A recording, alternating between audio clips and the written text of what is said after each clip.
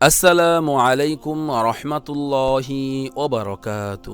সুপ্রিয় দর্শক ও শ্রোতা মণ্ডলী, আশা করি সকলেই মহান আল্লাহ রব্বুল আলামিনের অশেষ রহমতে ও দয়ায় ভালো আছেন, সুস্থ আছেন।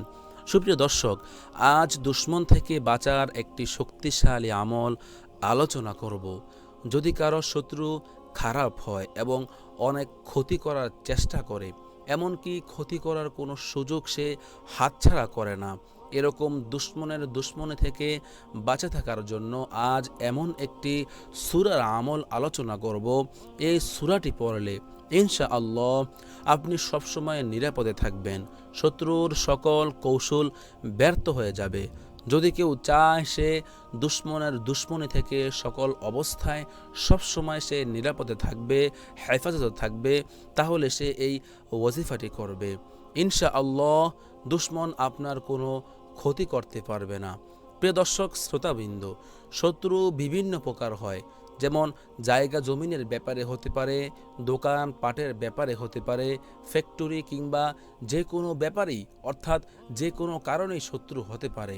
এছাড়াও যদি ঘরের মধ্যে কেউ আপনার সাথে শত্রুতামি করে, তাহলে এই ছোট্ট আমলটি করার কারণে ইনশাআল্লাহ কেউ আপনাকে কিছুই করতে পারবে না। দর্শক, এই আমলটি অত্যন্ত কার্যকরী এবং শক্তিশালী একটি আমল। সকলেই চেষ্টা করবেন এই আমলটি করার জন্য। দর্শক, আমলটি কিভাবে করবেন? প্রত্যেক দিন প্রত্যেক নামাজের পর সূরা ফাতিহা এইভাবে পড়বেন। দর্শক, আমি আপনাদেরকে বুঝিয়ে দিচ্ছি, ইনশাআল্লাহ আমি যেইভাবে বলবো ইনশাআল্লাহ সেইভাবে আমলটি করার চেষ্টা করবেন।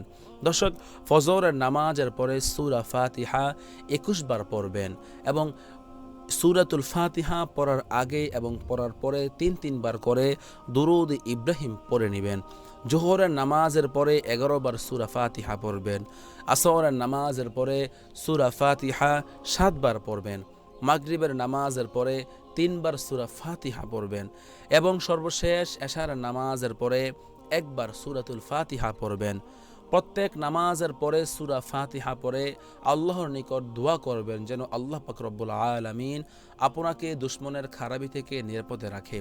সবসময় যেন আপনি ভালো থাকেন এবং সুস্থ থাকেন, কোনো শত্রু যেন আপনাকে কোনো ক্ষতি করতে না পারে।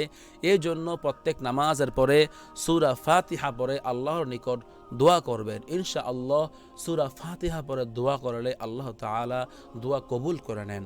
এবং প্রত্যেক নামাজের পর সূরা ফাতিহা পড়ার আগে এবং পড়ার পরে ৩ বার করে দুরূদ ইব্রাহিম পড়ে নেবেন। ইনশাআল্লাহ আপনি যদি প্রতিদিন এই আমলটি আপনার ধারাবাহিকভাবে করতে পারেন, আপনি সব সময় হেফাজতে থাকবেন, সকল শত্রুর হাত থেকে আপনি নিরাপদে থাকবেন ইনশাআল্লাহ। দর্শক, এই ছিল আজকের এই ভিডিও। যদি আপনাদের নিকট ভিডিওটি গ্রহণযোগ্য মনে হয় অবশ্যই ভিডিওটি শেয়ার করবেন।